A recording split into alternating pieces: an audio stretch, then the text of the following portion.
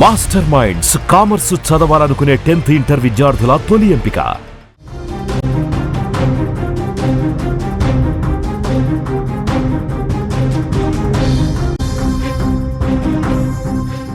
Breaking news అందుతోంది. బీహార్లో భార్య రాసలీలలకు సంబంధించిన వార్త ఇది. ప్రియుడితో ఉండగా భర్త రెడ్ హ్యాండెడ్గా పట్టుకున్నాడు. పెళ్ళైన తర్వాత భార్యను కష్టపడి చదివించాడు ఆ భర్త. చదువు కోసం తల్లి నగలనే అమ్మేసినటువంటి వైనం. ఉద్యోగం వచ్చిన తర్వాత వేరే వ్యక్తితో ఆ మహిళ అఫైర్ పెట్టుకుంది. 4 ఏళ్ల పాప ఉంది. ఆ పాపను కూడా పూర్తిగా వదిలేసి ప్రియుడితో వ్యవహారం నడిపించినటువంటి పరిస్థితి. న్యాయం చేయండి అంటూ ఇప్పుడు భర్త ఆవేదన వ్యక్తం చేస్తున్నటువంటి సిచ్యువేషన్. అగ్ని సాక్షిగా 7 అడుగులు నడిచి జీవితాంతం తోడు ఉంటానని బాసలు వేసుకున్నటువంటి ఆ పెళ్లిళ్ళు కొందరి స్వార్థం వల్ల విలువలు లేకుండా పోతున్నాయి. పెళ్ళైన కొద్ది రోజులకే అసలు రంగు బయట పెడుతున్నటువంటి పరిస్థితి. ఈ విషయాల్లో మహిళలు మగాళ్ళు అని తేడా లేకుండా పూర్తిగా సభ్య సమాజం తలదించుకునే విధంగా ప్రవర్తిస్తున్నటువంటి పరిస్థితి. కొన్ని చోట్ల మహిళలు పరాయి పురుషుల అఫైర్లు పెట్టుకుంటే మరికొన్ని చోట్ల పురుషులు తమ భార్యలకు తెలియకుండా సీక్రెట్గా వ్యవహారాలు నడిపిస్తున్నటువంటి పరిస్థితి. ఈ క్రమంలో ఒకరికి ఒకరు స్కెచ్లు వేసుకుంటూ మరి మర్డర్లు చేసుకున్నటువంటి పరిస్థితి కూడా ఉంది. ఇలాంటి ఘటనే బీహార్లో ఒకటి చోటు చేసుకుంది. ముఖ్యంగా ఎంతో ప్రేమగా చూసుకున్నటువంటి భర్తను కాదని వేరే వ్యక్తితో అఫైర్ పెట్టుకున్న భార్య భర్తకు తీరని దోహం చేసినటువంటి పరిస్థితి ఉంది. బీహార్లో వైశాలి జిల్లాకు చెందిన ఓ వ్యక్తి పెళ్లి చేసుకుని తన భార్యకు సర్కారు ఉద్యోగం రావాలని కోరుకున్నాడు. భర్త చదువు కోసం తన కన్న తల్లి నగలు సైతం అమ్మేసి ఆమెను చదివించాడు. తీరా జాబ్ ఆమె ఫైర్ డిపార్ట్మెంట్లో కూడా ఆమె జాబ్ సంపాదించింది. ఇంతవరకు అంతా బాగానే ఉంది, అంత కూల్గా నడిచింది అనుకున్నాడు. కానీ తన భార్యతో కలిసి ఆనందంగా ఉండాలనుకుంటున్న సమయంలో ఒక షాకింగ్ వార్త. ఏదైతే ఫైర్ డిపార్ట్మెంట్లో ప్రభుత్వ ఉద్యోగం సంపాదించిందో అదే డిపార్ట్మెంట్లో అందులో పనిచేసే ఉద్యోగితో ఎఫ్ఐఆర్ పెట్టుకుని సభ్య సమాజం పూర్తిగా తలదించుకునే విధంగా తన భర్త తన కోసం ఎంత త్యాగం చేశాడు, ఎంత కష్టపడ్డాడు. ఏకంగా తల్లి నగలనే తాకట్టు పెట్టి చదివిస్తే తల్లి నగలు ఆధారంగా డబ్బులు సమకూర్చి భార్యను చదివించి ఇప్పుడు ఉద్యోగం వచ్చే వరకు అంత కష్టపడితే ఏం చేసింది ఆమె? తాను ఎక్కడైతే ఉద్యోగం సంపాదించిందో అక్కడ వేరే ఒకటితో అఫైర్ పెట్టుకుని భర్తని నిర్లక్ష్యం చేసిన పరిస్థితి. భర్తను పూర్తిగా దూరం పెట్టినటువంటి పరిస్థితి. రెడ్ హ్యాండెడ్గా పట్టుకున్నాడు. అనుమానం వచ్చినప్పుడు ఒకసారి మందలించాడు, ఆమె వినలేదు. ఆ ప్రియుడి మోజులో పడి తన డిపార్ట్మెంట్లో పనిచేసే వ్యక్తితో అతని మోజులో పడిపోయి భర్తను పిల్లల్ని పూర్తిగా నిర్లక్ష్యం చేసి వ్యవహారం నడిపించింది. రెడ్ హ్యాండెడ్గా పట్టేసుకున్నాడు ఆ భర్త. ఆ తర్వాత ఆమె ఏం మాట్లాడిందో ఒక్కసారి ఇక్కడ చూద్దాం. अंदर में है, दिख रहा है क्या? अंदर में कौन है वो? उधर पर है वो. अंदर आई, अंदर आई. अंदर उसको निकालो ना बाहर. हो गया क्या? बोला धर्मेंद्र भैया को बोला, उसको बोला कौन है? इसको बोला ना बाहर निकल जाओ भाई. अंदर में है, दिख रहा है क्या? अंदर में कौन है वो?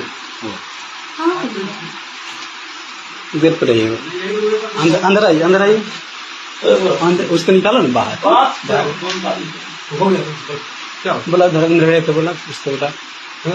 చూసారుగా, ఆ భర్త రెడ్ హ్యాండెడ్గా పట్టుకున్న తర్వాత ఏమైంది, ఇప్పుడు ఏమైంది అంటూ ఆమె ఇంకా నిర్లక్ష్యంగా మాట్లాడుతున్న పరిస్థితి ఉంది.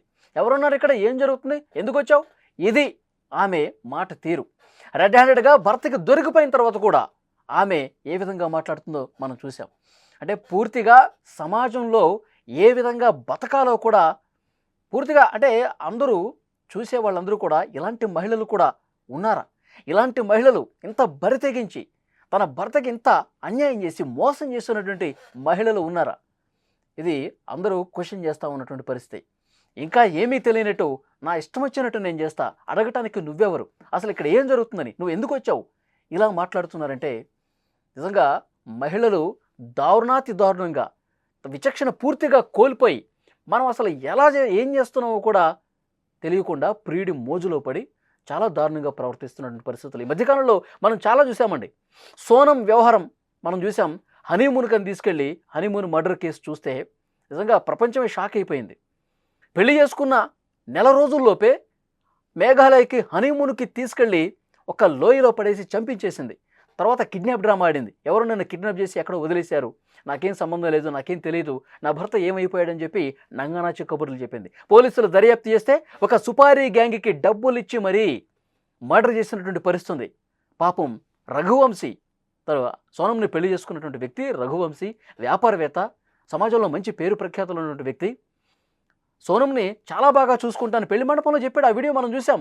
సోనంని నేను కంటికి రెప్పలా కాపాడుకుంటా, బాగా చూసుకుంటా, హ్యాపీగా చూసుకుంటాను, వారానికి ఒకసారి షాపింగ్కి తీసుకెళ్తా, నెలకు ఒకసారి బయట టూర్కి వెళ్తాం, అంత బాగా చూసుకుంటా అని చెప్పి ఆ స్టేజ్ మీద బాగా యాక్టింగ్ చేస్తున్నటువంటి సోనం తర్వాత ఏం చేసింది, హనీమూన్ అని చెప్పి చాలా ప్రేమను వ్యక్తపరుస్తూ కొండల్లోకి లోయల్లోకి తీసుకెళ్ళి మర్డర్ చేసేసి తన ముందే లైవ్లో చూసింది రఘువంశీని చంపడాన్ని. చంపిన తర్వాత లోయలో పడేసిన తర్వాత నాటకం ఆడుతూ వేరే ప్రాంతంలోకి వెళ్ళి దాక్కున్న పరిస్థితి. సో ఇదని మనం చూసాం. నిన్న కూడా ఒక వార్త వచ్చింది, సమోసాలో పురుగుల మందు కలిపి భర్తని దారుణంగా చంపేసింది. ఇంకొక దగ్గర కన్న కూతురు తండ్రినే ప్రియుడితో కలిసి చంపించింది. ఇలాంటి ఘటనలు రోజు కనిపిస్తూనే ఉన్నాయి. సమాజం అసలు ఎట్టిపోతుంది, మహిళలు ఎందుకు ఇంత పెడదారిన పడుతున్నారు, ప్రియుడి మోజులో పడి ఎందుకు ఇంత దారుణానికి తెగపడుతున్నారు, అర్థం కాని పరిస్థితి. బీహార్లో వైశాలి జిల్లాకు చెందిన ఓ వ్యక్తి పెళ్లి చేసుకుని తన భార్యకు ఉద్యోగం రావాలని కోరుకున్నాడు. చదువు కోసం తన సొంత తల్లి నగలు ఏవైతే ఉన్నాయో వాటిని పూర్తిగా అమ్మేసి, ఆ నగలమ్మితేనే కొంత డబ్బు సమకూరుతుంది, అప్పుడు నా భార్యకి మంచి చదువు చెప్పించవచ్చు, తన ఉద్యోగం రావాలని కలలు కంటుందని చెప్పి తను నిరంతరం కష్టపడుతున్నాడు. ఇంకా డబ్బు అవసరమైతే తల్లి నగలు కూడా అమ్మేసి డబ్బు సమకూర్చి, నువ్వు బాగా చదువమ్మా, నువ్వు బాగా పరీక్షలు రాయాలి, నీకు బాగా మంచి ఉద్యోగం నీ కల కదా, సర్కారు ఉద్యోగం నీ కల కదా అని చెప్పి చదివిస్తే ఆమెకు ఉద్యోగం వచ్చిన తర్వాత ఏం చేసింది? ఇదిగో ఇది ఆమె నడిపించినటువంటి వ్యవహారం. పూర్తిగా తను ఎక్కడైతే ఉద్యోగం వచ్చిందో ఆ డిపార్ట్మెంట్లో ఉన్నటువంటి వేరే ఒక వ్యక్తితో సంబంధం పెట్టుకుని భర్తని నిర్లక్ష్యం చేస్తూ రెడ్ హ్యాండెడ్గా దొరికిపోయింది. ఆ భర్త నిలదీస్తూనే ఉన్నాడు, నువ్వు చేసేది కరెక్ట్ కాదు అంటే ఎక్కడ వినిపించుకుంది? 4 ఏళ్ల పాప కూడా ఉంది, ఆ పాపను కూడా పూర్తిగా వదిలేసి ఇంత దారుణంగా ప్రవర్తించినటువంటి మహిళలు ఉన్నారు. ఇలాంటి వాళ్లకు బుద్ధి చెప్పాల్సినటువంటి అవసరం ఉంది. ఇలాంటి దుర్మార్గంగా ప్రవర్తించే మహిళలు మన సమాజంలో ఉండటానికి వీల్లేదు.